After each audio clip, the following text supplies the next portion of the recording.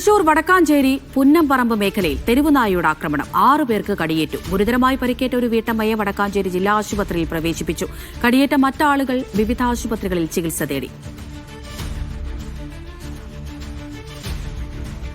നടരാജ് പരശുറാം വിവരങ്ങൾ നൽകും. നടരാജ്, എപ്പോഴാണ് ഈ തെരുവുനായയുടെ ആക്രമണം ഉണ്ടായത്? ഒരുപാട് പേർക്ക് പരിക്കേറ്റിട്ടുണ്ടോ? ഇന്ന് രാവിലെയാണ് തെക്കൻകര പഞ്ചായത്തിലെ പുന്നംപറമ്പ് സെന്ററിലുള്ള പരിസരത്ത് തെരുവുനായ ആക്രമണം ഉണ്ടായത്.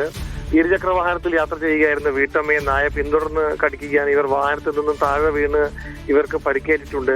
ഇവർ ആശുപത്രിയിൽ ചികിത്സയിലാണ്. മറ്റ് പല ആളുകളെയും നായ പ്രദേശത്ത് കടിച്ചിട്ടുണ്ട്.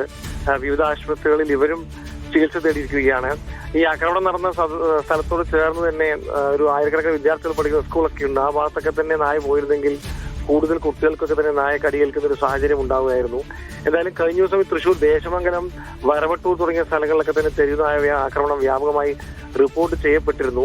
ഇത്തരം സംഭവങ്ങളിൽ അധികൃതർ ഇടപെടുന്നില്ല എന്നുള്ള വിമർശനമാണ് വലിയ രീതിയിൽ ഉയരുന്നത്. എന്തായാലും ഈ പ്രശ്നം പരിഹരിക്കണമെന്ന് ആവശ്യപ്പെട്ടുകൊണ്ട് പ്രതിഷേധത്തിന് ഒരുങ്ങുകയാണ് പ്രദേശവാസികൾ. ശരി നടരാജ്.